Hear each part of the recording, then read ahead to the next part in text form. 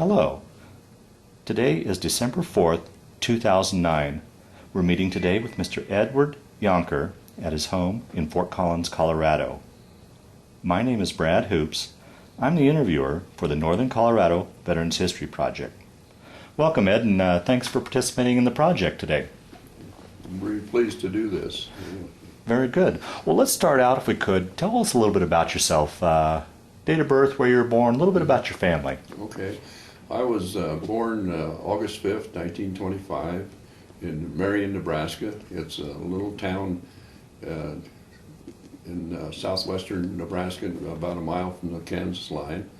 My parents, Harry and Myrtle Yonker, and I have two brothers that are 6 and 7 years older than I am, Floyd and Merle. And actually, they were in the service at the time that I joined the Navy. So, Okay. What did your father do for a profession? He was a farmer, Okay. and so it took a lot of talking to get my parents to sign the papers for me to enlist, because I definitely wanted to go in the Navy. I didn't want to go to the Army. So Let me back up real quick before we get into your military experience and just touch lightly on a couple other historical events that you may have been, if you have any memories of. One being the Great Depression, and two, the Dust Bowl. Do you have recollections of either one of those? yes, I do. We it's in 1935, the Dust Bowl. I remember even having a piece of cloth or something over our nose and mouth to breathe through, and so I do remember the Dust Bowls. It was, and you couldn't see. The visibility was very poor, and so we was getting that red dust from Oklahoma blowing up through Kansas and Nebraska. Wow. Right. Well, moving ahead then, Pearl Harbor's bombed on December 7th, 41. Do you remember where you were and what you were thinking when you heard that? Yes, I was, at that time I was a sophomore in high school, and I remember them bringing a radio to school so that we could listen to President Roosevelt declare war and tell us about the attack on Pearl Harbor. So we knew that at that time that we had something to look forward to as far as our duty to the country and stuff. So. And you said at that time both your brothers were already in the military. Were either one of them in harm's way at all in regards to that? Well, my brother that's just older than I am, he actually enlisted in the Army Air Force in January of 41. So he was in the service at that time. But he signed up for 1 year, enlistment, and of course when they declared war, well then he was automatically frozen to remain there. And my oldest brother was drafted years later, a couple years later, but he actually didn't serve only probably 6 to 9 months. His eyesight was so bad that they made a mistake when they took him in. He wasn't qualified really to be in there, so he only spent that short time in there. So now, did you finish out high school then? You had to before you had to be 18, or did you get your folks' permission to join, or how did you end up then joining? Yeah, after I graduated from high school in May of 1943, and at that time.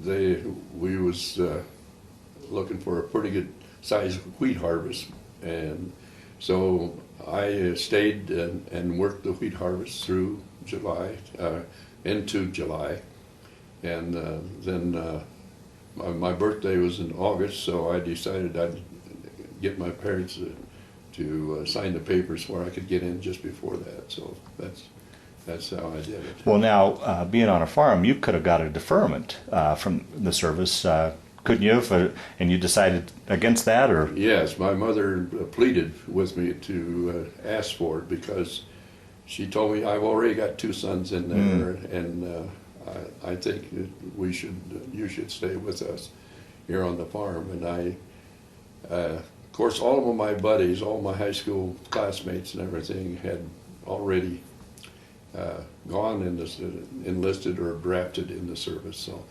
no, I definitely wanted to get enlisted. How soon then after you signed the papers did you ship off to boot camp?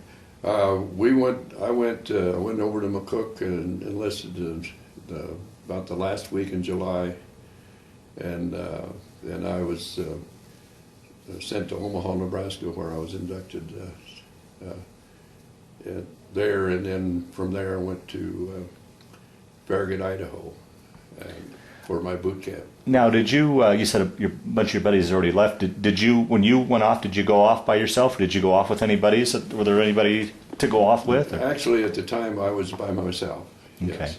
Okay. So, yeah, all the rest of my buddies actually had already gone. I was the youngest in the class. Okay. Yeah. And so they were already in the either Navy or Army. Well, that leads to the question. Here's a farm boy from landlocked Nebraska. How did you come to choose the Navy? Well, I had a buddy that had his older brother was in the Merchant Marines, and he used to come home on leave and tell about his duties on the ship and the kind of life he was leading there in the Merchant Marines. And I just thought, well, that sounds pretty good to me, so that's why I wanted to join the Navy. Okay. So from you went into Omaha, signed papers, then you set up to North Dakota for boot? To Idaho. Idaho, I'm sorry. Just Farragut, Idaho. Yeah. Okay. Clear at the north end of Idaho, next to the Canadian border. Yeah. So they built a naval basic training station there, and so I was in Camp Ward from August through September. I was home on leave after boot camp at the latter part of September. How was that transition going from civilian life to military life for you? Well, it was kind of easy for me because coming out of the Nebraska wheat fields in 100-degree weather, I had lost quite a little bit of weight, and also I was in pretty good physical condition. So boot camp really was kind of a breeze for me. I didn't have any problems.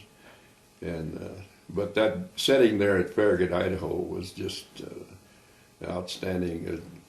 It was in the mountains in northern Idaho and around the lake there. It's just beautiful. I'd never seen anything like that before. Well, that always leads to a question I always like to ask. I mean, many in your generation growing up never really traveled too far away from home or the farm, and now here you're taking off to a new land, probably meeting new people from different parts of the country. How was that? Any homesickness involved there, or?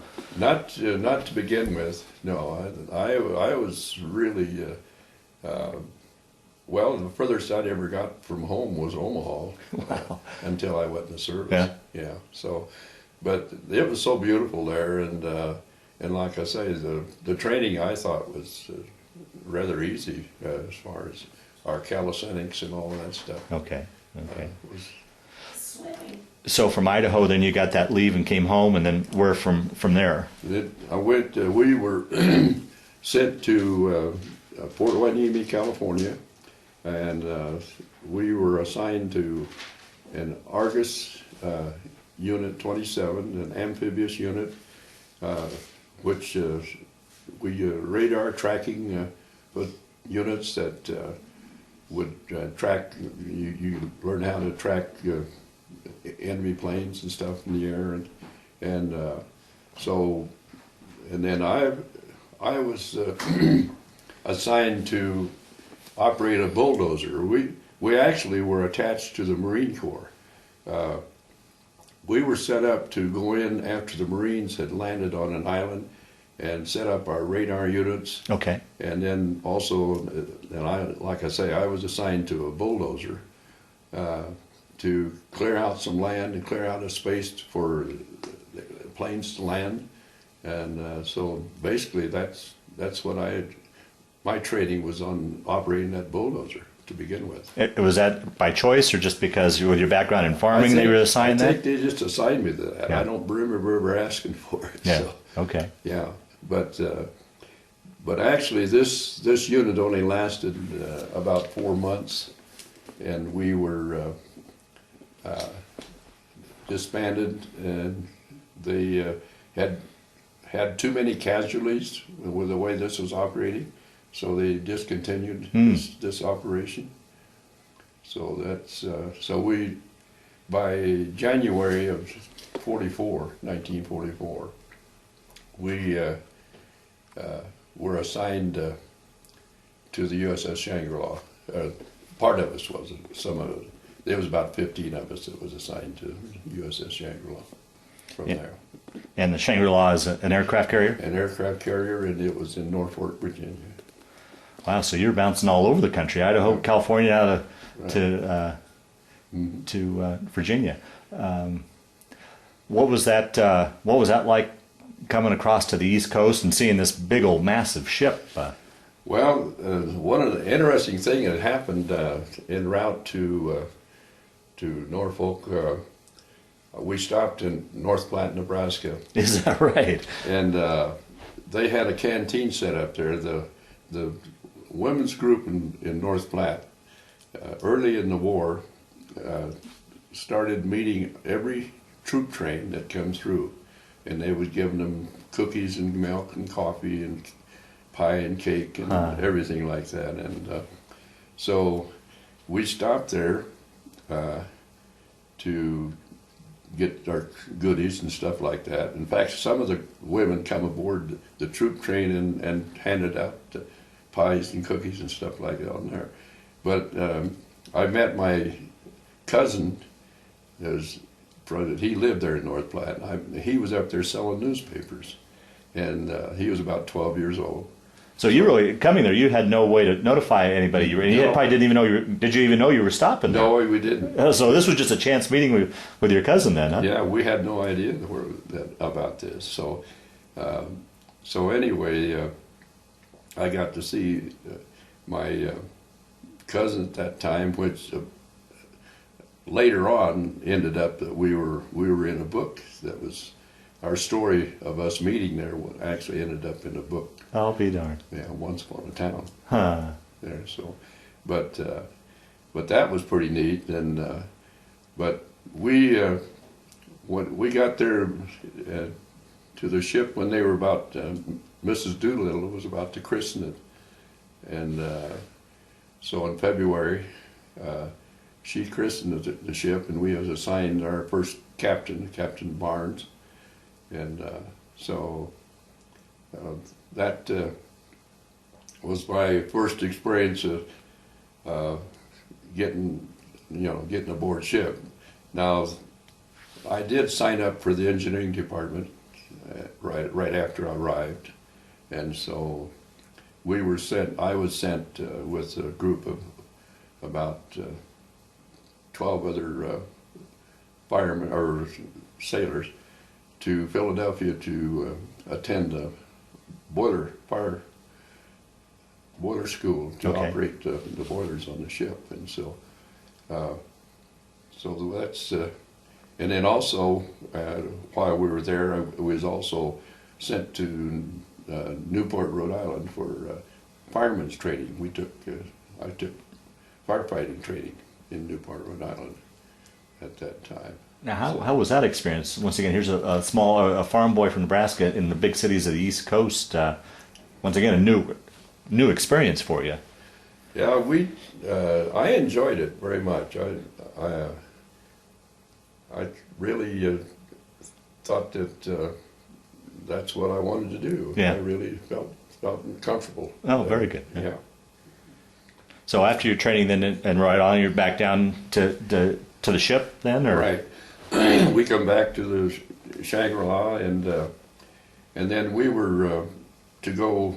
I was assigned to Fire Room 4, and so we had to go down and learn where all the steam lines and the oil lines and all the water lines all those lines coming in and out of the compartment, out of the fire room, where they went and where all the valves were. We had to, so that was our big training program there, to familiarize ourselves with the fire room, so that we knew where all of that stuff was in case of emergency and stuff like that. So we did that. Well, actually, then of course the ship was commissioned on September 15th. Had it been out on a shakedown cruise yet? No, not yet. Okay. We was commissioned first, and then after that we got our air group 85 joined us right after that, and then we started training out in the Chesapeake Bay, doing trial runs, and they were practicing takeoffs and landings. Oh, that must have been something. See, their air group, they all knew how to fly the plane, but they never had any experience landing on an aircraft carrier. Right. So we spent several months there. Well, we went down on our shakedown cruise to Port of Spain in Trinidad in November, and so all the time we were going down there, they were practicing their takeoffs and landings and stuff like that. One thing I'm sure I'm going to keep bringing this up again and again and again, but once again, here's a farm boy from Nebraska. Now you're out to sea. Did you get your sea legs? How did that work out for you?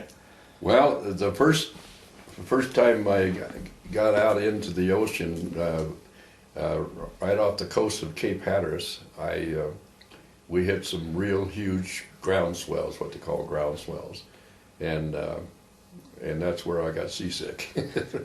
And of course, I always thought it was my fault that I did, because I told myself when we hit some rough weather, I'm going to get seasick. I kept telling myself, and sure enough, I did. But I don't believe that was the reason I got seasick.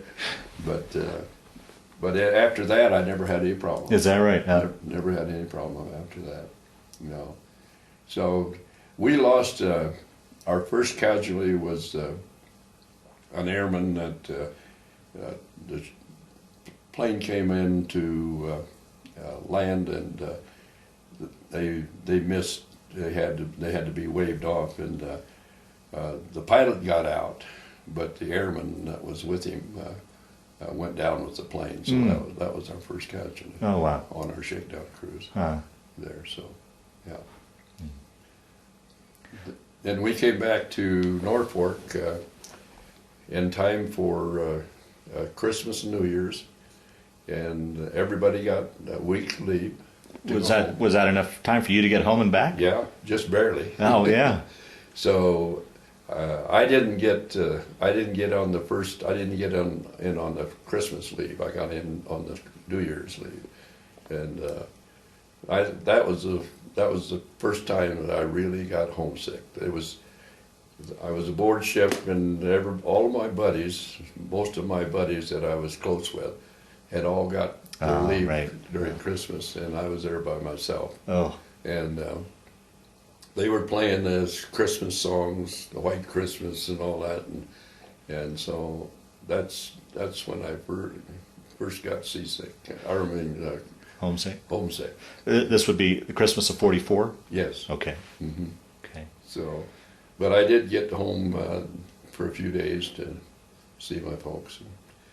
Actually, when I was ready to come back, because there was none of my friends there. Oh, right. They were all gone. So I just had a few days with my parents. I thought, well, I'm ready to go back. Yeah. And so that's when we got back. Then we started some more training of pilots and takeoff and landings, and then we start our way down around to the Panama Canal to San Diego. Talk about that, going through the canal. What was that like? That was quite an experience to see our ship. We had just room to get through the locks. We used a 6-inch rope bumper on each side, 6 inches, and we tore hundreds. We tore many and many of those rubber rope bumpers in to keep from scraping the sides. Wow.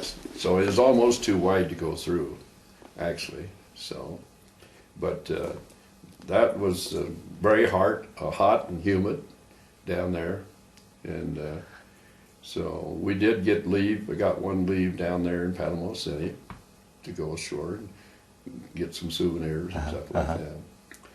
And then we come on back up to San Diego, and we actually operated out of San Diego a few days.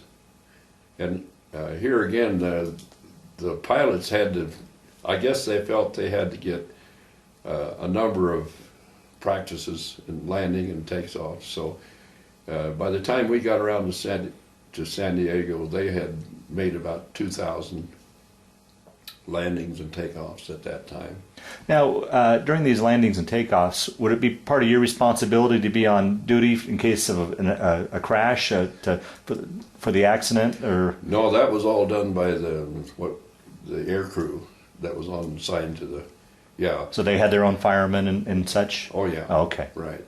Basically, when operating in a boiler room, it was fired by oil, which was heated to 150 degrees, and then we had two boilers facing each other, one on each, and you had 6 burners on each side with the tube that you pushed into the furnace would go in, and you could change the size of the orifice to the amount of oil you wanted to go through there. But when it was heated to 150 degrees, once you get the air crack to it, it would, burn. And so every time that they're practicing landing and taking off, you're constantly shoving burners in and out and stuff like that, because you've got to maintain 600 pounds pressure at all the times. And if they slow down, if the ship changes, whenever it changes speed, that's when you're working, trying to keep that at 600 degrees temperature. Wow. So that's when you get a pretty good workout down there, because you're actually taking care of two boilers. Just, of course, they're right there and turn around, facing each other. So what were physical conditions like down there for you? It was very, very hot. It was probably 10, 20 degrees. Oh.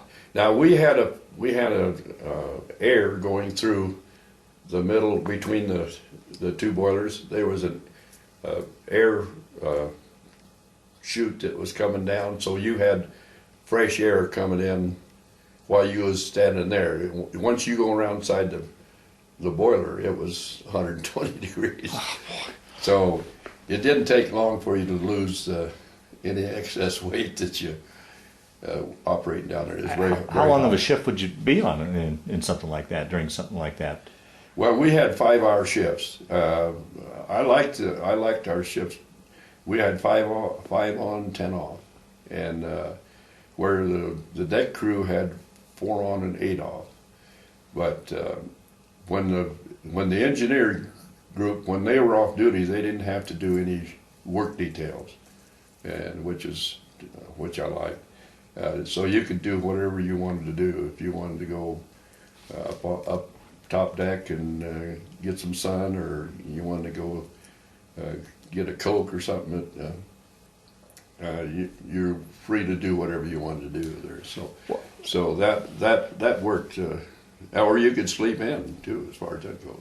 Well, in that regards, talk a little bit about what life was like on the ship. As far as here's probably a ship that had probably 4, 5, 6 times the whole population of your hometown. Oh, absolutely. So it's a floating city. Talk about life there, as far as the sleeping conditions, the food, what you did for entertainment and such. Well, we had a complement of 3,000 on there, and like I say, with the food, of course, when they served very good food, I thought. I mean, we ate, I think, very well. Now during the time that you're in general quarters or any attack, then you're at your battle station, and at that time you were given K rations. Mm-hmm. Okay. So there wasn't any meals served during that time. Now, the one good thing about it is that you would guarantee that you're going to have one hot meal that day, because even if you did, it would be probably around midnight. They'd serve food at night after, because usually there wasn't any attacks going on. Oh, okay. You know, late at night. So that's when we got our hot meal. The rest of the time we would get K rations. Okay. On there.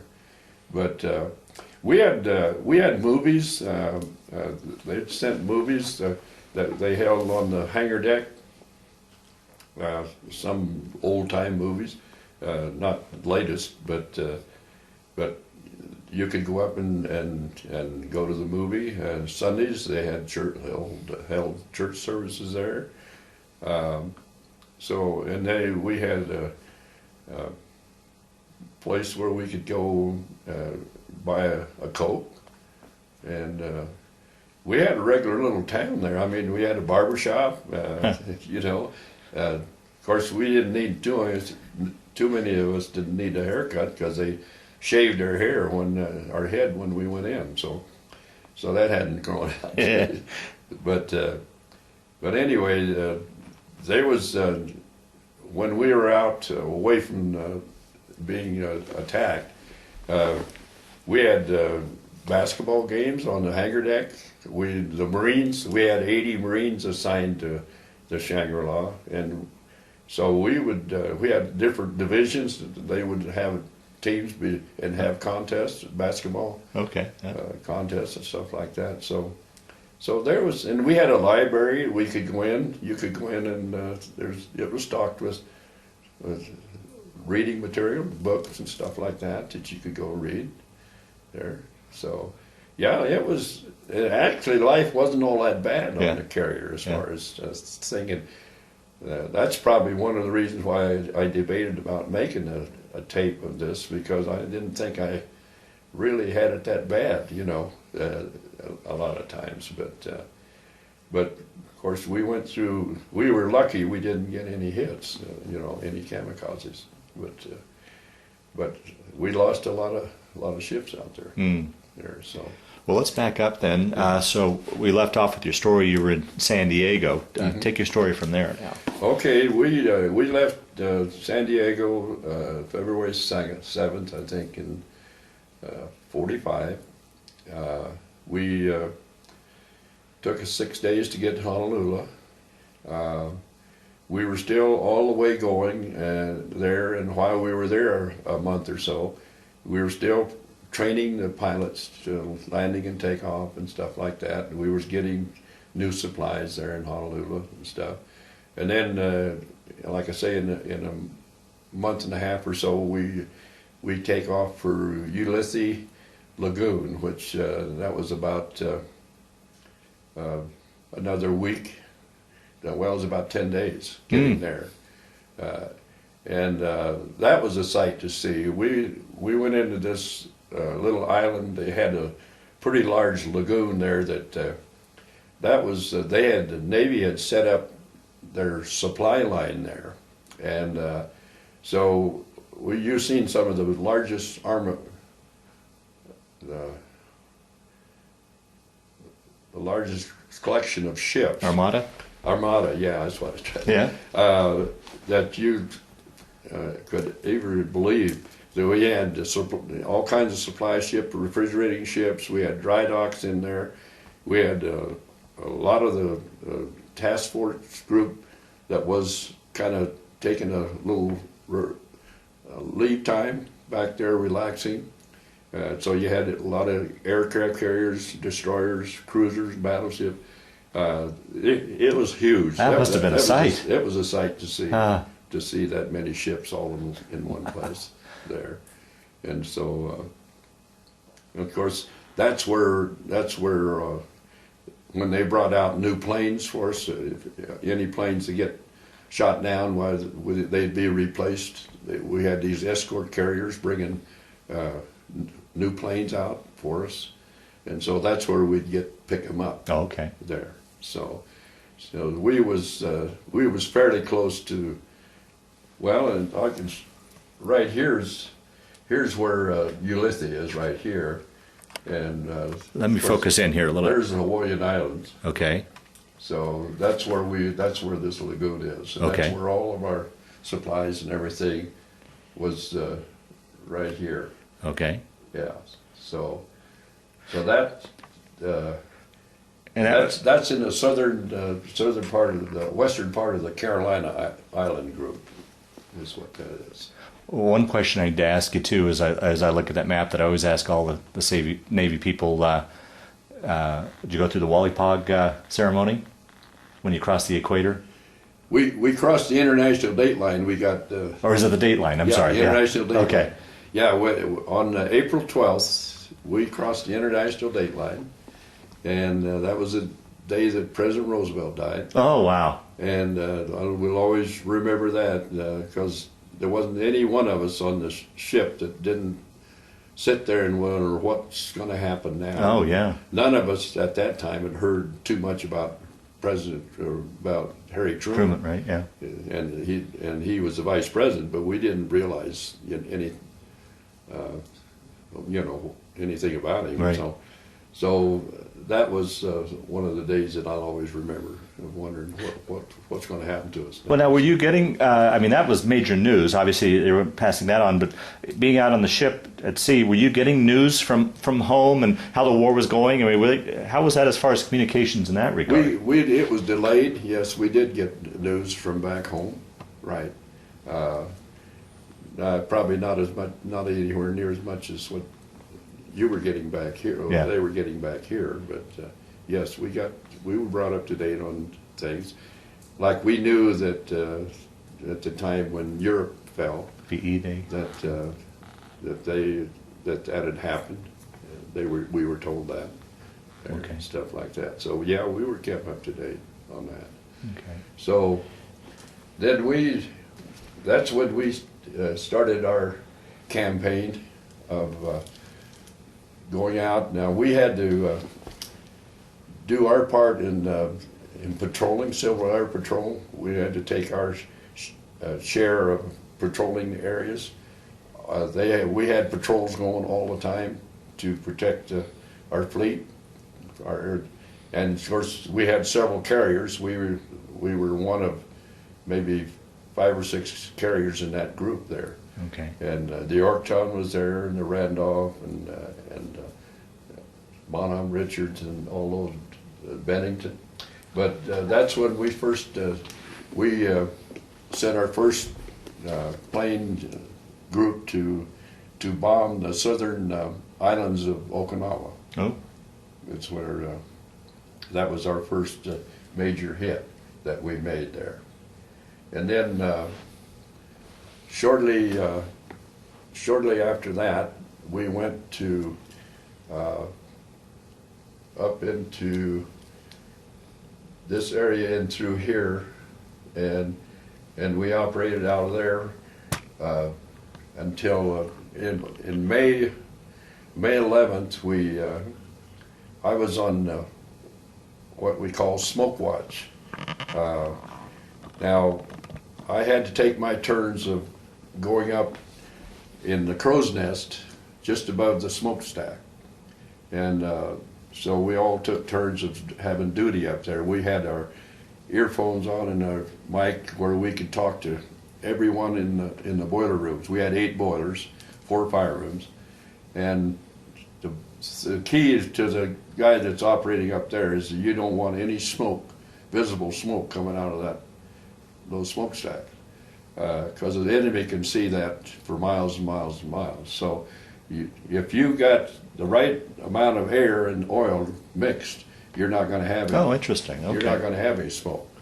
So if you see a little bit of smoke coming out, you got connection with all the fire room. So you just tell that operating in, say, boiler room 3, cut in some more air on your, you're getting a little smoke here, and so you were the one that was in charge of making sure that we didn't have any smoke coming out of there for the enemy to Right. find us, Yeah. And so that on the May 11th, I had duty up there when the Bunker Hill, USS aircraft carrier Bunker Hill took 2 kamikaze planes, and it was at 5 o'clock in the morning. And like I say, I was on duty, and I watched those 2 planes come in to Oh, hit jeez. Bunker Hill, which it was probably, the Bunker Hill was probably 5 or 6 miles away from it, but distance, it doesn't look like it's that far, but I'm sure it was there. But they lost about 325 sailors there. Oh, that was an awful sight to see. What is interesting is that one of the guys that I worked with after I got back here at Fort Collins years later is a guy by the name of Jim Barrett. He was on the Bunker Hill. Is that right? Plus my son-in-law's father, my present son-in-law's father, was a Marine on the Bunker Hill. Huh. And he was on there at that time. So I met 2 people that was on the carrier I'll be darned. at that time. But then we went down. We hit some during those months. First months we were out there, we got a lot of rain, and we had an awful big typhoon with 120 mile an hour winds on the first part of June. So we take off and go get out of it. Actually, we got out of the way. We wasn't hit all that bad, but we went ahead and went into Leyte in the Philippines, San Pedro Bay, and I went ashore at the Red Cross, and I had been corresponding with my brother, who was in the Army Air Force, and I thought by his APO number, I said, he might be somewhere around here, close. And so I went into Red Cross, and I give him my brother's name and APO address, and said, well, yeah, he's just 10 miles up the beach. Huh. And so I said, good, I'm going up there. And said, no, you're not. Said, the Philippines had been taken. It was just after the Battle of the Philippines. And there was still a lot of resistance still there. But we had taken it over, but it was still a lot of resistance. So I said, no, you're not. You go back to the ship, and he will come out and be with you tomorrow. And sure enough, I got to see my brother. Oh, wow. That we hadn't seen each other in about 3 years, and so he spent the night with me. Wow. We took our sleeping mattress, and I borrowed one, and we went up underneath a plane up on the flight deck because it was so hot down in the compartment, and so we went up there and we just had a real nice visit. Oh, wow. So I got nice. a chance to meet my brother in the Philippines there. So, yeah. How was it, speaking of family, how was it with you being in a ship all over the Pacific? How was it as far as mail back and forth? Were you getting that pretty reliable, or how was communications back and forth? We would get maybe mail about every 2 weeks or maybe 3 weeks. We would get some mail. Yeah, they'd deliver mail out there to us. It would all be transported across from one ship on a line, bringing bags of mail across. So we did, and I had the benefit of having one of my classmates, a girl that she wrote to each one of us of our class and the boys that was gone from that little town, and so she kept us kind of informed about what was going on, what's happening, as much as she could. So that was pretty nice to have that. She'd write every one of us every month. Wow. She'd write us all a letter. So that's another reason why I thought I knew that my brother might be close. there. So that worked out wonderful for us. But then actually, after the Battle of Okinawa, of course, is right here. This is Okinawa. And then, of course, the other red is Battle of Japan. We, in the month of latter part of June and July and August, we really spent most of our time right in this area here.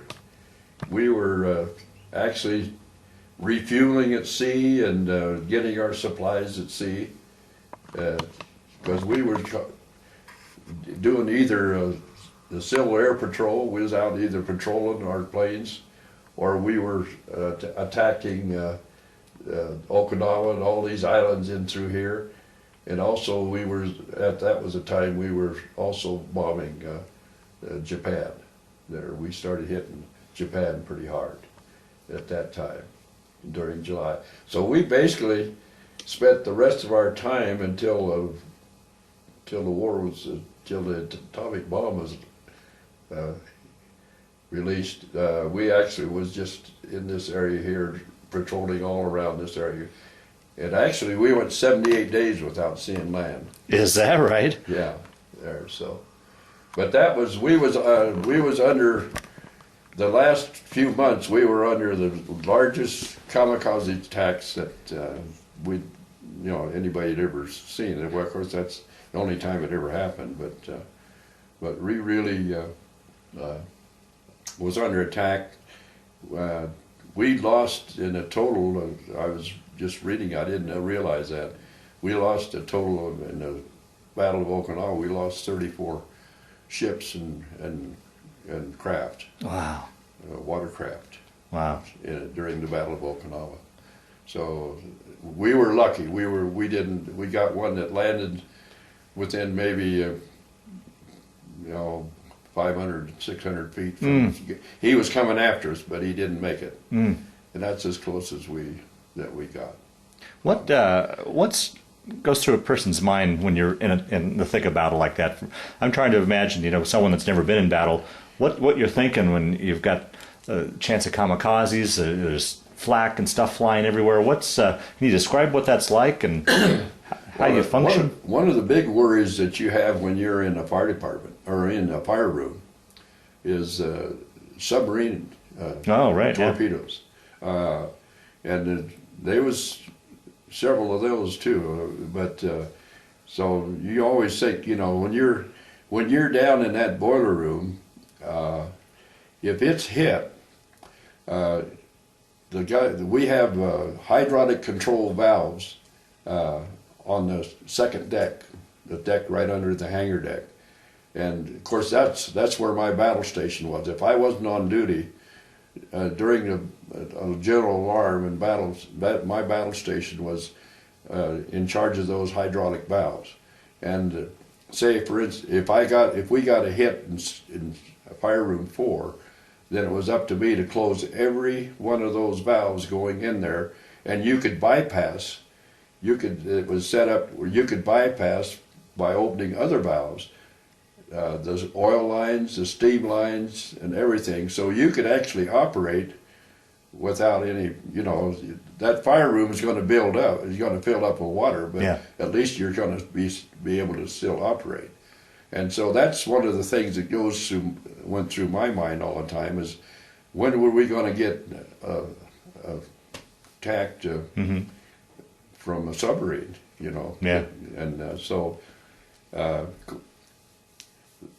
I don't think that I worried so much about the kamikaze plane as I did that. Yeah. I was always constantly concerned about, what if I got trapped down there, and because they immediately, when they're hit something like that, things start happening right now. They start closing everything down, so that seals that compartment completely. Oh boy! And they're just, whoever's down there is lost. That's pretty much gone.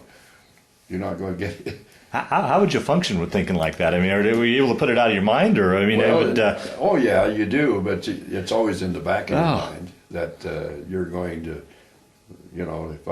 when you go on duty that night, what's going to happen there on that evening. But no, my battle station was just like I say, because I knew I had studied all the valves and stuff in particular station, you know, the boiler room that I was in. So I knew what valves that needed to be shut and where it needed to transfer around that fire station there. So we could keep on the steam going into the engine for the turbines for the power, and also for the turbines for generators to keep the power going and electricity going to all parts of this. That's all steam driven turbines there too. So it's no, it was a good experience for a Nebraska farm boy, and to come in and go through that. It was a good experience because I never got injured or you know, and I seen a lot and never dreamed that I'd ever go halfway around the world, you know. Which we did, and then of course August 6th we had our atomic bombs in Hiroshima and Nagasaki, the southern parts of Japan there. And you remember hearing about those, and could you imagine what these things were when you first heard about them? Well, we heard that it destroyed everything for the whole island, but we found out later that wasn't true. It destroyed everything within a mile or two radius. That immediately. I mean, it completely. Now they set these atomic bombs off about 600 feet above the ground, so it went down instead of out, and so it didn't spread. You know, it took, just like I say, about a two or 3 mile radius of everything around there was completely crystallized. You know, So so that. But we didn't know. We heard that everything on those two islands there were gone completely. Could you fathom something like that? Is something that large? It's scary. Oh boy, huh? But see, President Truman actually warned the Japanese if they didn't surrender that he was going to do that. And mainly because in the Battle of Okinawa, we lost more people, actually, than they did at the atomic bomb. Yeah. In the Battle of Okinawa, they lost over 230,000 people. We lost 12,000 in our for Marines and sailors, and actually 5,000 of those killed in Okinawa were sailors, which is a big. Because we had so many kamikaze planes that was hitting our ships. Like I said, we had 34 ships sunk, and we had 370 or something like that was damaged by the kamikaze planes. So, and that was all during the month of during the Okinawa campaign. So we were very much aware that the Japanese were going to fight to the death. Yes, they're right. Yeah. They get everything they had. They threw everything they had at us, because that was the last resort. They knew if we got that, we'd have free access to Japan. To invade them. Now, were you aware of what your ship's part was going to be in the invasion? Before the drum bombs were dropped, was there any talk about the planned invasion of Japan at all, or? No, we didn't. We didn't have any. The one thing that bids at the Shangri-La was President Roosevelt's ship. When Doolittle bombed Tokyo in 1942, the Japanese asked Roosevelt, said, "Where did those planes come from?" He said they come from Shangri-La, which means a place unknown. And so Shangri-La was kind of his ship. Oh, okay. And he had plans, if he'd have lived, the peace treaty would have been signed on the Shangri-La. It was already designed.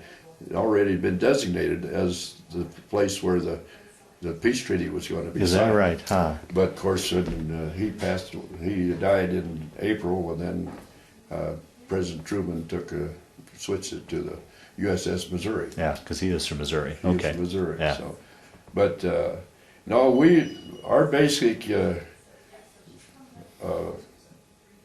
duty was just to make sure that we had planes in air protecting those ships, and also to bomb as many areas as we possibly could. And so that we didn't have any other plans than that. Mm-hmm. Now, when they said the war was over in August 15th, our Marines off in our ship, we had 80 Marines, they were taken by another vessel, taken into Tokyo, and they went in to take care of the prisoner war camps, to take over the prisoner war camps, and start setting up a police force in Tokyo, and during that time after August 15th, we kept flying planes of supplies and dropping them to the prisoner ward camps and stuff like that. So we did a lot of that right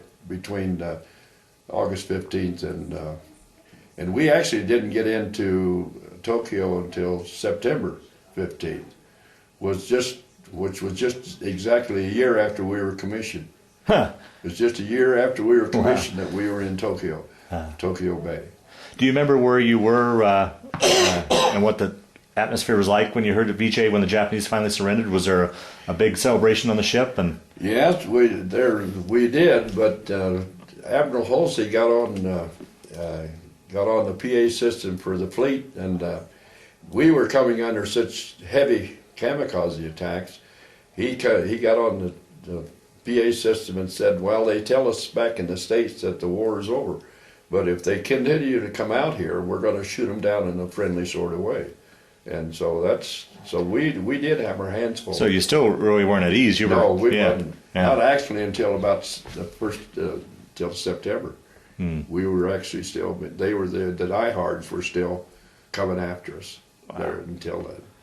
But after about the 1st of September, well, then everything, and then like I say, we came into the Tokyo Bay on the 15th of September, which was just a year after. Isn't that something? Huh? Yeah. And were you able to, once you guys were in Tokyo Bay, were you able to get shore leave to get in? Yes, and see? we did. I got to go ashore, and the amazing thing that I remember about going into Tokyo, my buddy and I was walking down the streets, and you could see the precision bombing that our people did. You'd see an industrial block area where it was all industrial buildings. It was completely flat. And next to that would be a block of housing where people lived and stuff.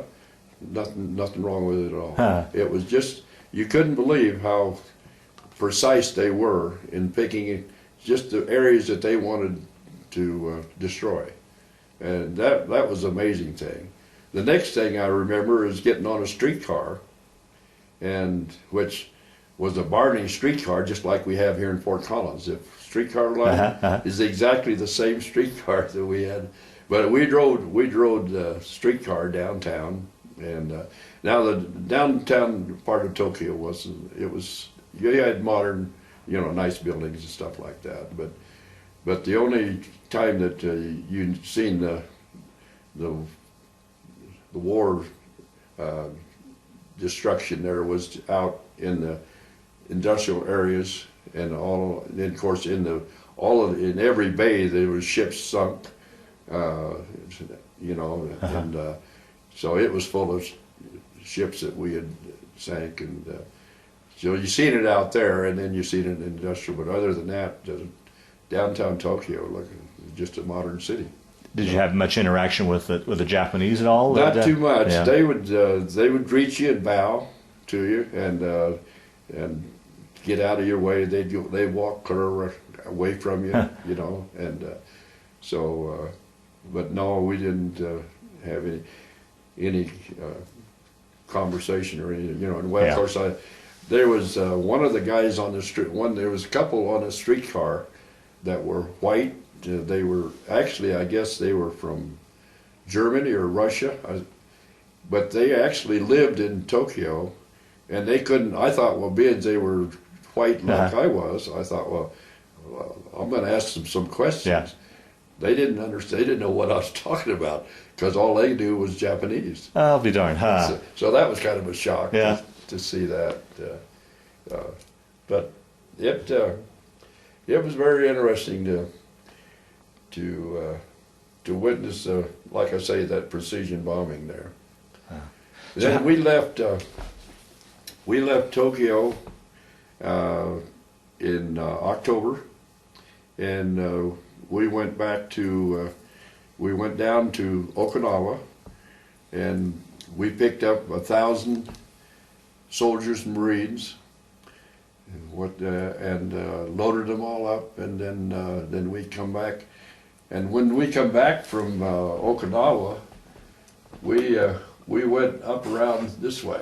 Hold on a second. Let me. And that was the closest route for us to get from Okinawa. Do that route again, Ed. I didn't catch that on the camera.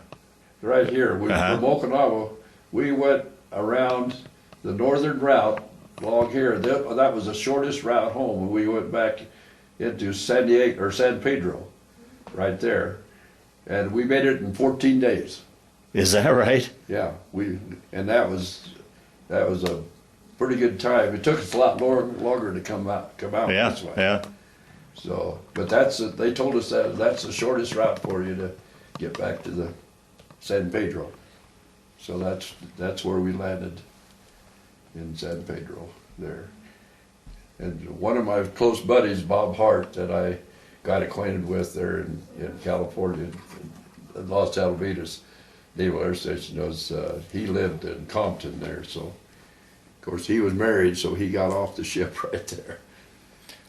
And you were still on. You didn't have enough points. I didn't have enough points. Okay. To get off. Right. Okay. Yeah. Actually, I was on there for another 7 months. Oh, was that right? Yeah. So, I went actually. We went up to Birmingham to the dry dock, and we done some repair work and stuff on the ship, and then they sent us around through the Panama Canal to Norfolk to train a new air group pilots for landing and taking off, and then we wasn't there but just a short time, and they said no, they picked the USS Shangri-La to go out on that bikini Oh, okay, yeah. Academy, this test here. Hold on a second. Where they took the atomic bikini test. And so we come back through the Panama Canal again, and then the Shangri-La. Then I got off before. I didn't go out on this test here. That was in 46, April 46. So I got off in the last of March, and then I was sent to St. Louis, Missouri to get my discharge from the Navy. Was the Shangri-La sent out as an observation, or was it one of the ships that was parked in there to see the effects of the... It had the planes that they call the drone planes that were they were sent out there to observe. Okay. See what took place when they set it off, and so all of the drone planes was on the Shangri-La that they used to take pictures and check that out. Okay. Yeah. Okay. But like I say, I got off before Okay. they went out there. So you were sent back to Missouri, and that's where you were discharged in Missouri then, or Right. In Okay. St. Louis, Missouri. And then from there headed back Then I home. come back. I stopped in Omaha on the way home. My 8th grade school teacher, Mr. Alfred E. Krause, he lived there, and so I spent a few days with him before I come on home to where I lived. How was that homecoming finally getting home? Because you'd probably been away for a couple of years now. Well, actually, just about a year and a half there. So, actually, all of us when we got together, when we got back, all of the return, we had a lot of good parties and stuff there for the first couple months. We got together and done a lot of things there during that. Now, all your classmates and buddies that went off, did everybody make it back, or did you lose anybody? We lost 2. Hmm. Yeah. So of course there was. We're not talking about that many. Yeah, we only had 10 in our class. So Wow. yeah. So that.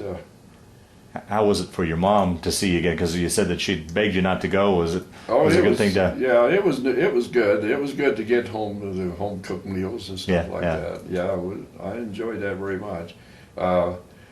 I started working when I first got out. I started working at a grain elevator there in a little town, Marion, where I lived, and so one of my classmates, Harold Hornco, he and I worked that grain elevator there right after that first summer, and of course during that summer I met my first wife at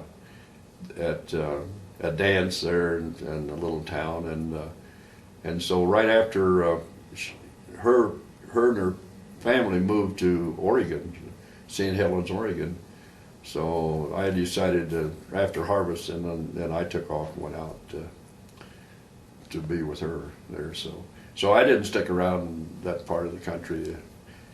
After harvest, I headed for St. Helens, Oregon, and then we were married a year later, or after she graduated. She was just graduating out of high school, and after she graduated out of high school, and we headed for Fort Collins. Oh, is that right? And what brought you here to Fort Collins?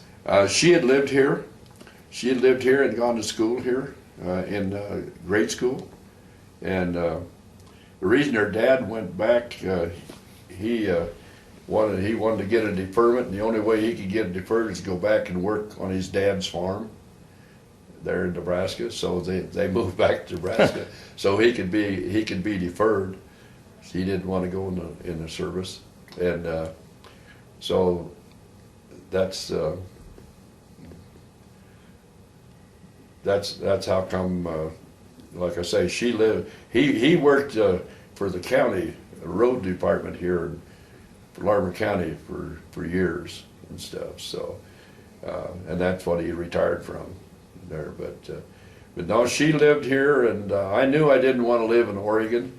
All the rain and stuff. And, I didn't want to go back to Nebraska, so I thought, well, Fort Collins looked pretty good to me, so it was the best decision I ever made. Yeah. It really was. All my family grew up here. Yeah. Well, talk a little bit about your family and what you did as a career, and then we'll start to wind down the interview then. Okay. Actually, when I first got a job here in Fort Collins, I worked manufacturing Venetian blinds, and the Valley Venetian blinds, and then about a year later, after I'd worked there about a year, he wanted to sell out and go to California, so I ended up taking over the Venetian blind company, and so that worked pretty good for a short time, a year or a little better than a year. Then drapery cars started coming in, and I didn't go into the drapery business, and so consequently my business kind of went slack there, and I didn't have too much income. So I was looking for a job, and they were advertising at the fire department. They wanted a fireman, and so I went down and applied.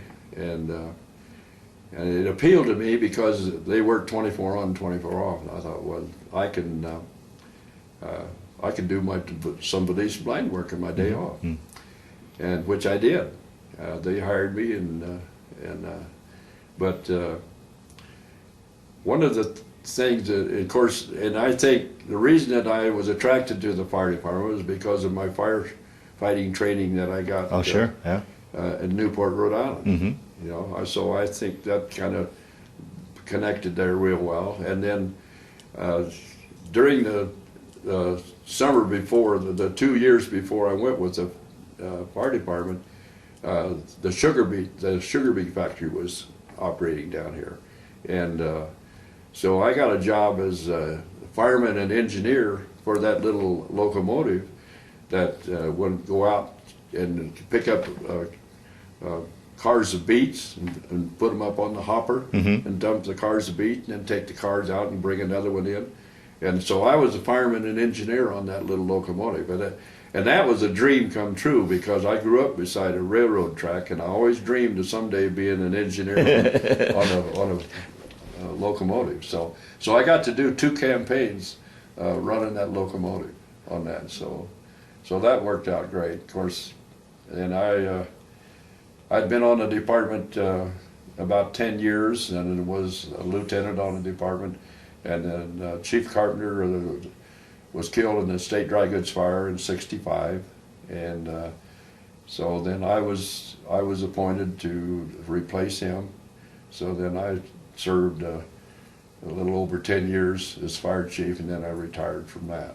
So how many years altogether were you on the department? Just a little over 20 years. Yeah. Yeah.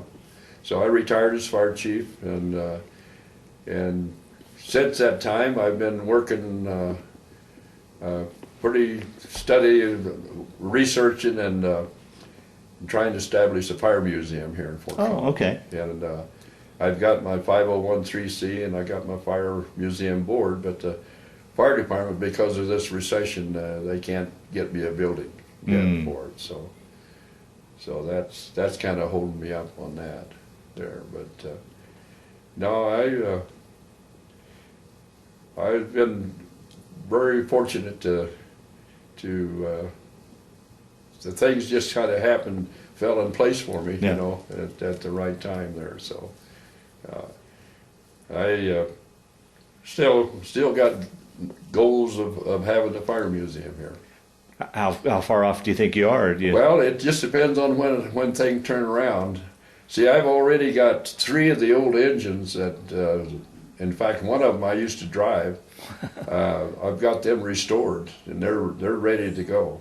I've got them, they're stored down at the old streetcar barn down here. So they're ready to put in the museum right now. And I've got the old 1908 Gamewell alarm system that they used to have on the different corners of town, the old fire alarm boxes. I've got part of that system. And so I've got a lot of stuff gathered already to just need a location. To get it, just need to have a location to set it up. I need about 5,000 square feet, really, is about what I need. So that's what's been keeping me busy, and you know, and no, I think the Navy really kind of shaped my life a lot, because I've taken 7 cruises, 3 in the Pacific and 4 in the Atlantic. I've rented a houseboat on Lake Powell, 50-foot houseboat, and taken my family on vacations on Lake Powell. So I think the Navy kind of turned me around as far as my dreams and stuff like that, of things I wanted to do. That's always one of the last questions I always like to ask, was how did that period of your life, how did it change your life, affect your life, or was it just a chapter in your life? No, it did. It changed my life completely. I just fell in love with the water. And I still like to go out. And I had a pontoon boat up here on Horsetooth for several years, you know, and used to go up in the evening and have our evening meals up there and fish, and it was wonderful. Yeah. So yeah, the Navy really changed my life. Now, through the years, have you kept in touch with any shipmates, or had gone to any sort of reunions, anything like that? I had 2. I had one buddy that was in boot camp with me, Carl Stantz. He lived in Alexandria, Minnesota, and I seen him. I was up there about 2 years ago. I seen him at that time. His health isn't very good. And then my buddy Bob Hart, that I met when I went to Los Alamitos Naval Air Station right after getting out of boot camp, we were back and forth together, and he passed away 2 years ago. But he was the closest one. Bob Hart was.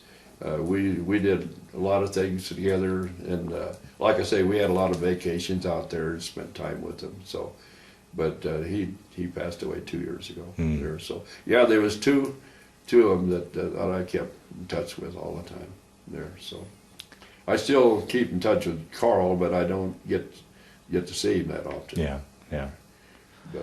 But he and I were together all the way through from boot camp.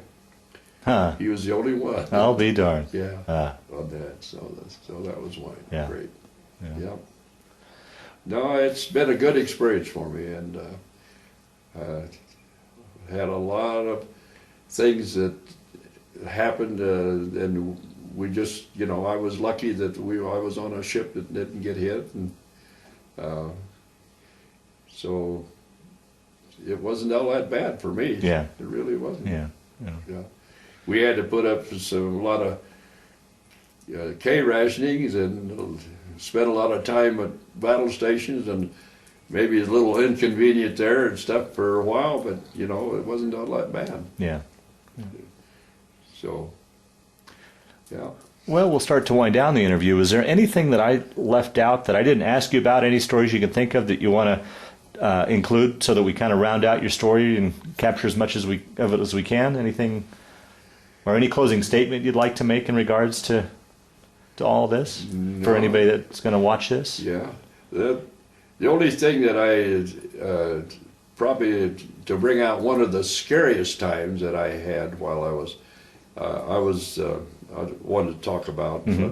I was on smoke watch, and you're up there, you're watching the planes come in and land, and if they're waved off, they're supposed to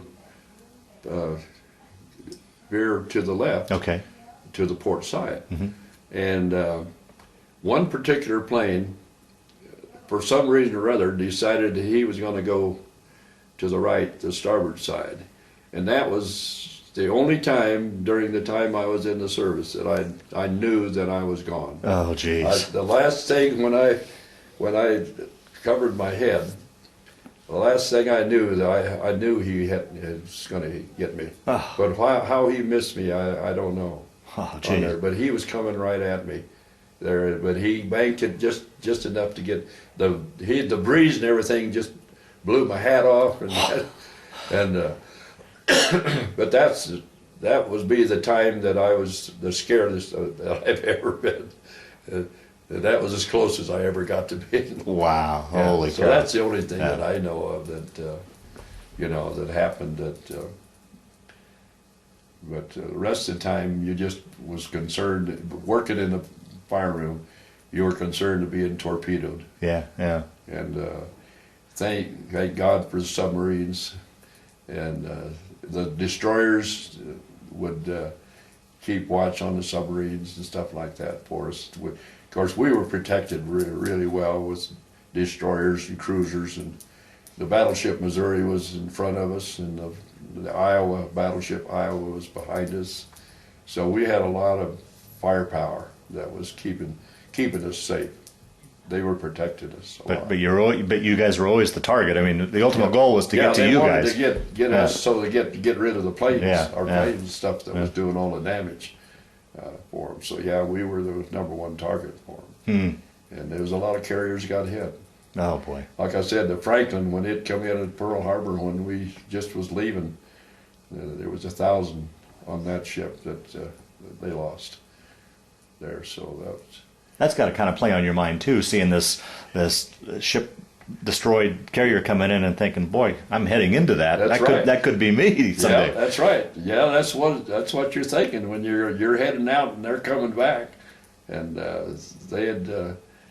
But a lot of the damage on that was that it erupted some of the high octane gasoline lines, and at that time,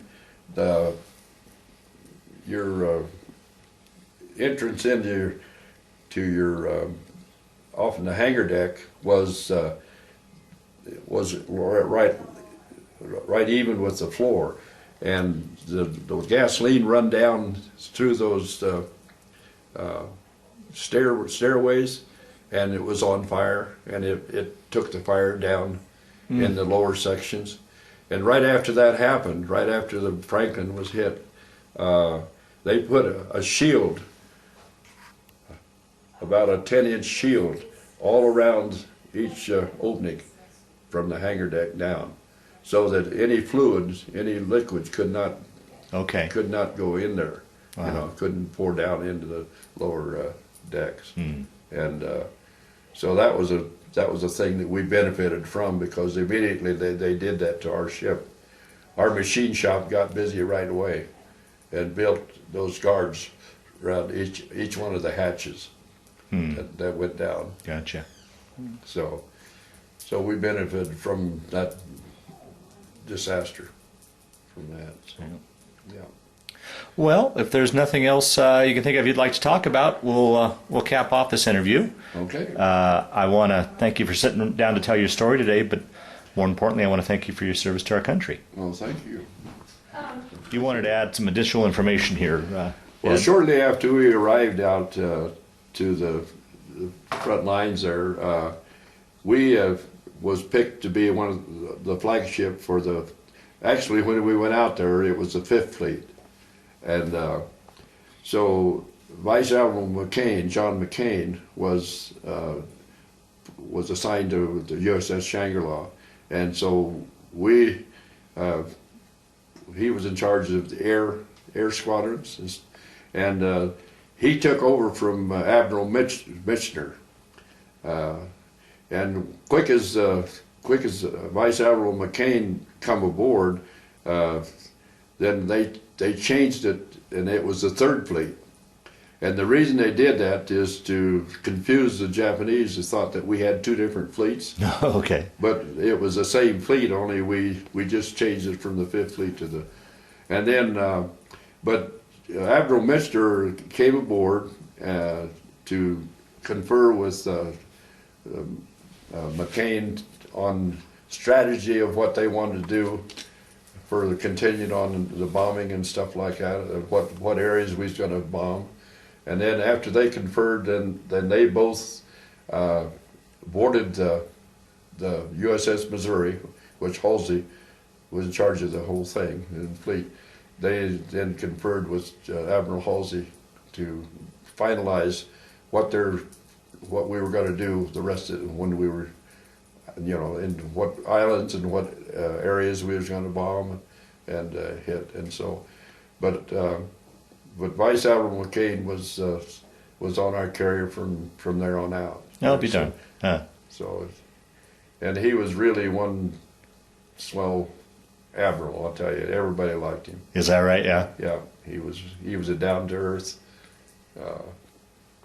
man, that just a plain ordinary. You could. He'd come up and visit. He'd come down and visit with some of the crew and eat dinner with them, and stuff like that. And ask questions how things were going and stuff like that. Everybody liked John McCain.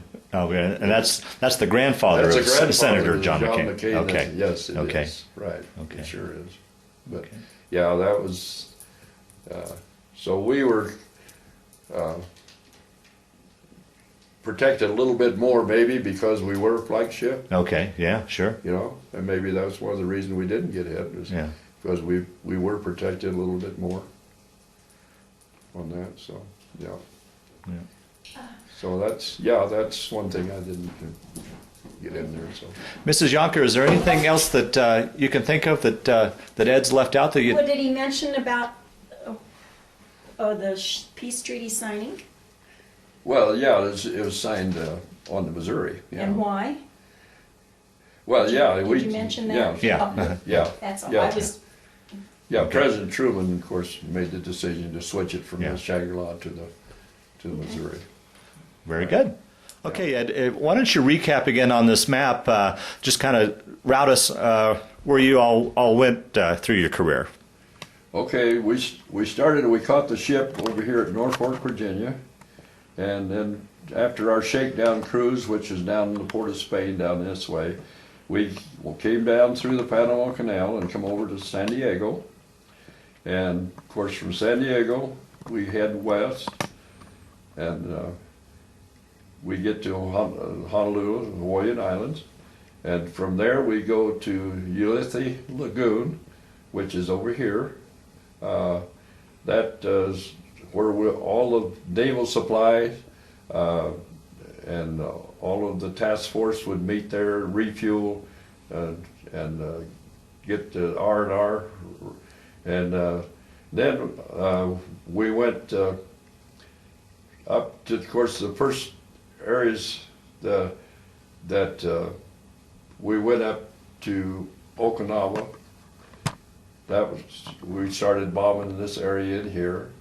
I visited with my brother down into the Philippines in Layan Gulch, and then from there we went on up into this area here. We spent about 2 months out in this area operating when we was doing the bombing and the